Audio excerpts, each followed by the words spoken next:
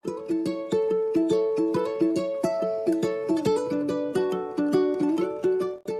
sih pertanyaan belum?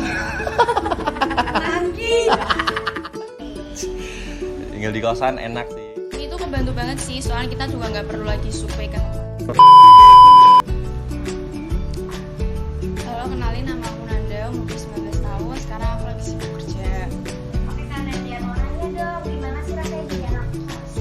Merasa jadi anak kos tuh ya enak, lebih jadi mandiri juga karena nggak ada orang, nggak diatur orang tua gitu ya. Terus next, apa sih yang bikin Kak Nanda tuh nyaman tinggal di kosan? Yang pertama tinggal sendiri, terus nggak sekamar sama saudara gitu ya. Terus ya mungkin itu aja sih, lebih enak tinggal sendiri. Kak Nanda ada nggak sih tips-tips cari kosan kalau Kak Nanda? Kalau tips, mungkin yang pertama yang diperhatiin itu ya budget. Habis lihat budget, terus perhatikan juga fasilitas kos yang ada. Terus habis itu jangan lupa buat survei tempat kos juga. Ya mungkin itu sih poin pentingnya buat kalau mau cari kos. Apa sih yang harus dihindarin saat cari kosan? Yang pertama nggak ngelakuin survei tempat kosan. Terus yang kedua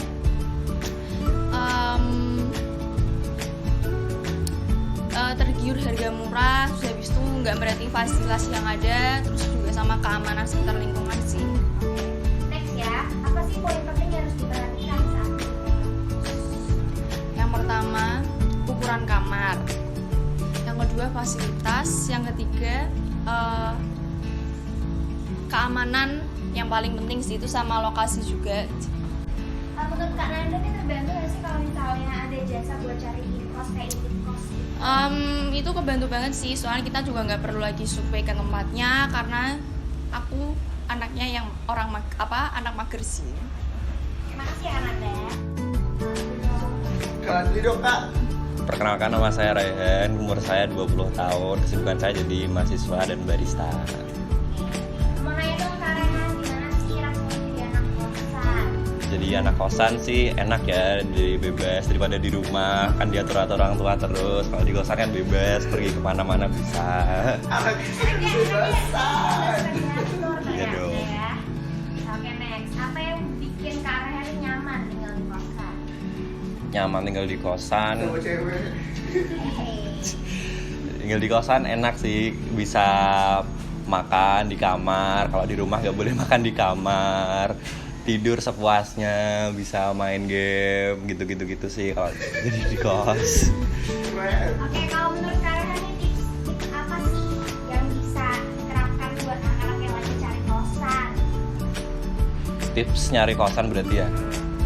Kalau tips nyari kosan sih, yang pertama survei, cari harga, terus tempat dekat sama kampus apa enggak, terus fasilitas yang ada di kosannya apa aja, ada wifi, ada AC gitu.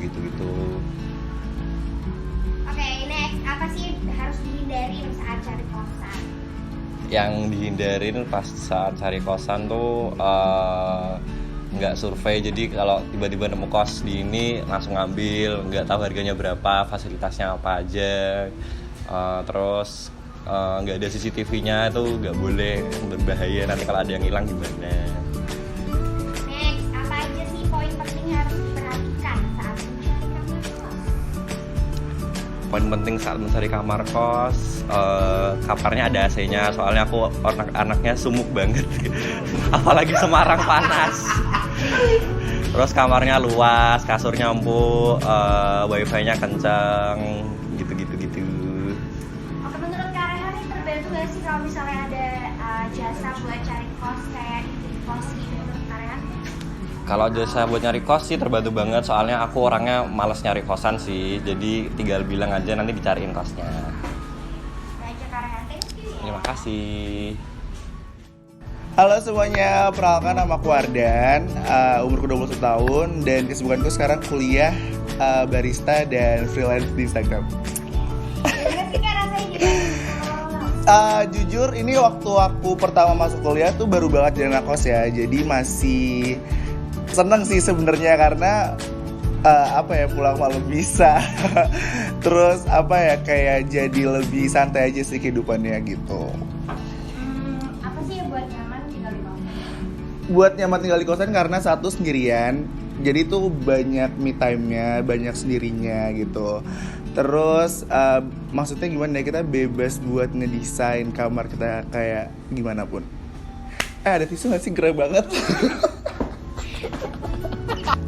itu sama Karden, apa sih tips-tips cari kosan kalau kamu? Kalau tips cari kosan ala aku, pokoknya pertama itu harus survei dulu pertama banget nih. Soalnya kan kosan tuh buat tempat tinggal kita ya, buat tempat kita istirahat, buat tempat kita healing sejenak gitu dari kegiatan kita. Jadinya aku survei dulu sih, lihat dulu tempatnya gimana.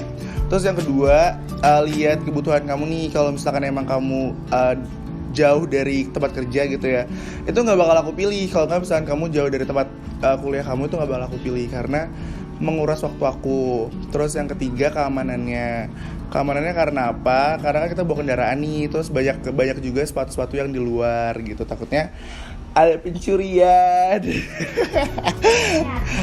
Ya bisa juga gitu. Terus apalagi ya, kalau aku lebih suka kosan yang ada penjaga kosannya sih, jadinya lebih teratur aja dan ada peraturannya, jadi nggak seenaknya di kosan. Suka dia teratur ya? Iya suka. Maksudnya kalau misalkan nggak ada peraturannya tuh orang seenaknya gitu, kayak kesana kemari dan tertawa dengerin lagu hahaha jam 2, kan orang ada waktu buat istirahat ya gitu. Kalau misalnya menurut rumah kamu sendiri ya nggak apa-apa. Next, apa sih yang harus dihindarin saat mencari kosan? Yang saat nggak survei. Karena kan tips saya pertama harus survei. Kalau ini nggak survei tuh harus banget. Gimana sih pertanyaan, ulang-ulang?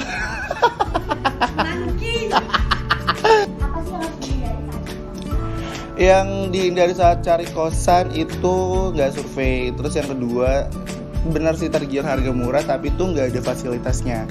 Maksudnya ngapain kamu kalau saat milih kosan murah nih, emang murah gitu ya, cuman nggak ada kasurnya, nggak ada lemarinya, nggak ada kamar mandinya, nggak ada fasilitasnya gitu loh. Maksudnya ngapain gitu kan. Jadi mendingan yang agak mahal sedikit tapi fasilitasnya tuh lengkap gitu dan lebih nyaman aja sih. Terus keamanannya tuh itu tuh harus banget gitu kan. Gak ada yang tahu ya, siapa tahu ada barang-barang yang hilang gitu ya. Itu bisa dicek lewat CCTV kayak gitu. Karena jadiin kosan kamu itu sebagai istana muci ya. Next, apa aja sih poin penting yang harus diperhatikan saat mencari kosan? Kalau aku sebenarnya nggak banyak ya, cuman aku harus luas. Terus kamar mandi di dalam itu wajib banget. Terus aku biasanya tuh suka kosan yang nggak AC, nggak apa sih sebenarnya. Pokoknya yang apa ya, yang luas, yang bisa aku dekor sendiri pokoknya. Jadi aku senengnya tuh yang bisa aku ubah-ubah di kamarnya. Maksudnya nggak yang saklek, nggak boleh.